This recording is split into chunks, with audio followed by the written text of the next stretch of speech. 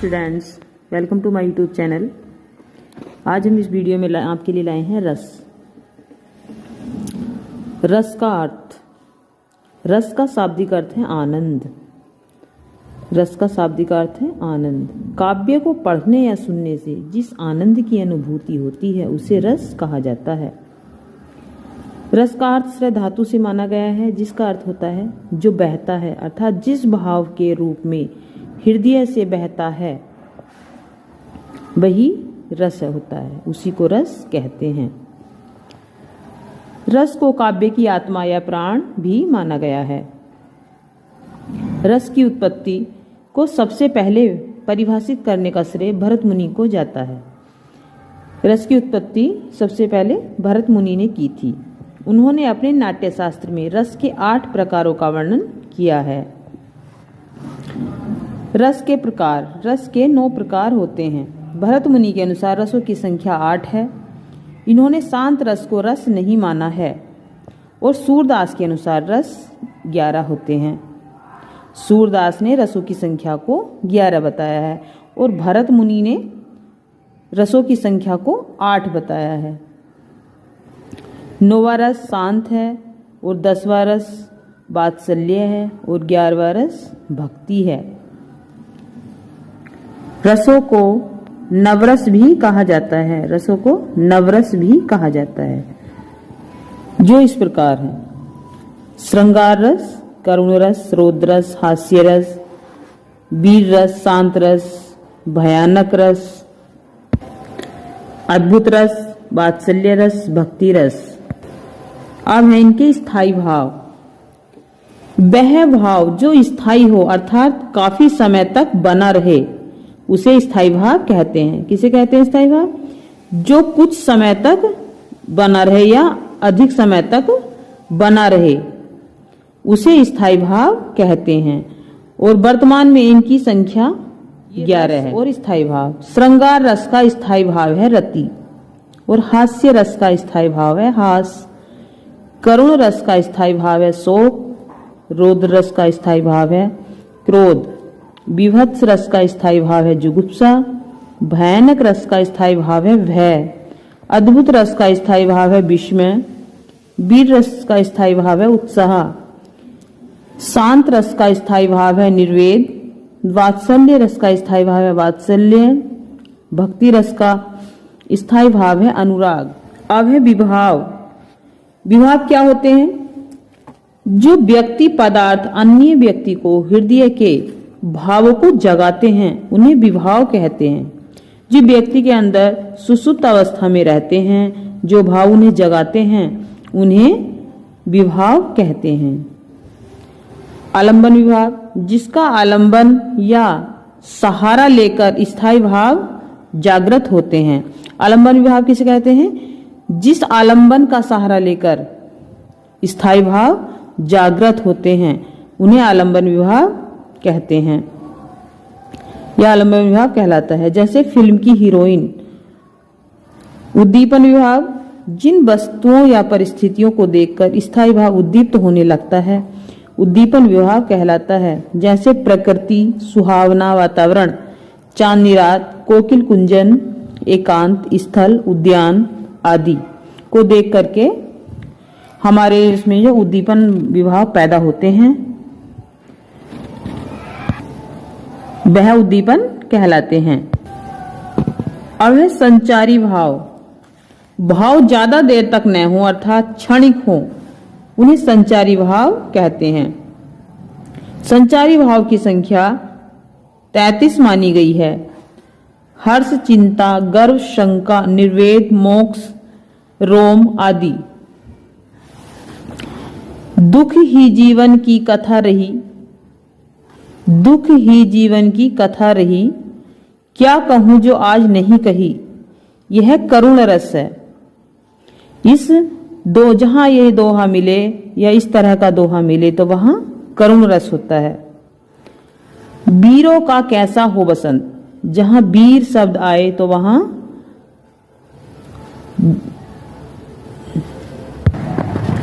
वीर रस होता है।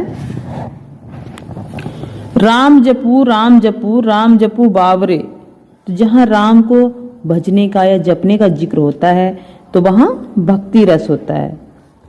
इन दांतों पर मोती वारूं, इन दांतों पर मोती वारूं, अर्थात यहाँ पर किसी के दांतों की नजर उतारी जा रही है या किसी के दांतों की प्रशंसा की जा रही है। जैसे माता अपने बच्चे को देख करके उसे विभिन्न प्रकार के उलाहने देती है और उसे प्यार से निहारती है, तो वहां पर क्या होता है, वात्सल्य रस होता है। अब आगे है श्रृंगार रस। मेरे तो गिरधर गोपाल दूसरो न कोई, जाके सिर मोर मुकुट मेरा पति सोई। एक जंगल है तेरी आंखों में, जहां राह भूल जाता हूं। तो इसमें समय क्या है, श्रृंगार रस है। जहां इस प्रकार के दोहे मिलते हैं तो वहां क्या होता है, श्रृंगार रस होता है। श्रृंगार रस में नायक नायिका का मिलन होता है। आगे है वीर रस। खूब लड़ी मर्दानी वो तो झांसी वाली रानी थी। खूब लड़ी मर्दानी वह तो झांसी वाली रानी थी। तो यहाँ पर किसका जिक्र है, महारानी लक्ष्मीबाई का। और यमराज से भी युद्ध में प्रस्तुत सदा मानो मुझे, मामा तथा निजतात से भी युद्ध में डरता नहीं। जहां युद्ध का जिक्र हो तो वहां क्या होता है, वीर रस होता है। अब आगे है करुण रस। जिस बच्ची ने कुछ नहीं पाया था, क्रूर हाथी ने अभी उसे रुलाया था। ए मेरे वतन के लोगों, जरा आंख में भर लो पानी, जो शहीद हुए हैं उनकी जरा याद करो कुर्बानी। जहां पर किसी के रोने का या दुख का जिक्र होता है तो वहां करुण रस होता है। आगे हास्य रस। हाथी जैसी देह, गैंडे जैसी खाल, तरबूजे जैसी खोपड़ी, खरबूजे जैसी गाल। जहां कोई विभिन्न अलग कुछ दिखाई दे तो वहां पर हास्य रस होता है। जैसे कोई कुछ अनोखा अटपटा सा दिखाई देता है, जैसे हाथी जैसी देह यानी बहुत मोटा शरीर, गैंडे जैसी खाल, तो इस तरह का कुछ दिखाई देता है तो वहां हंसी आ जाती है। तो इसका मतलब क्या है, वहां पर हास्य रस होता है। आगे है रौद्र रस। खून उसका उबल रहा था, मनुष्य से दैत्य में बदल रहा था। जहां पर किसी को गुस्सा आता है तो वहां क्या होता है, वहां रौद्र रस होता है। अब आगे है भयानक रस। सुनसान सड़क पर सन्नाटा था चारों ओर, लग रहा था डर, दूर भी थी भोर। सुनसान सड़क पर कहीं कहीं ऐसा दृश्य आता है कि वहां पर हमें डर लगने लगता है। सुनसान सड़क सी होती है तो वहां पर कोई दिखाई नहीं देता है तो हमें क्या होता है, भयानक रस यानी भय हमारे मन में बैठ जाता है तो वहां पर क्या होता है, भयानक रस। आगे है विभत्स रस। गिद्ध और चील मंडरा रहे थे और चूहे को तड़पा रहे थे। जहां कहीं ऐसा दृश्य देखा जाता है तो वहां पर क्या होता है, विभत्स रस। आगे है अद्भुत रस। मछली चलकर जमीन पर आई, अचंबा देखिए साहिल भाई। जहां पर कुछ अलग अनोखा दिखाई देता है, मतलब कि अद्भुत अचंभे वाली चीज होती है। जैसे मछली चलकर जमीन पर आई, मछली जमीन पर चल सकती है, नहीं। तो इसलिए यहाँ पर एक अजीब बात बताई है, अचंभे वाली बात बताई गई है, तो यहाँ पर अद्भुत रस। आगे है आगे नदियां पड़ी अपार, घोड़ा उतरे कैसे पार। राणा ने सोचा इस पार, तब तक चेतक था उस पार। ऐसा हो सकता है जब हम अपने दिमाग में कोई बात सोचते हैं और उससे पहले वो काम हो जाए, ये ऐसा नहीं होता, यह इसलिए यहाँ पर अद्भुत रस। आगे है शांत रस। ए मालिक में तेरे बंदे हम, ऐसे हो हमारे कर्म, नेकी पर चले और बदी से टले।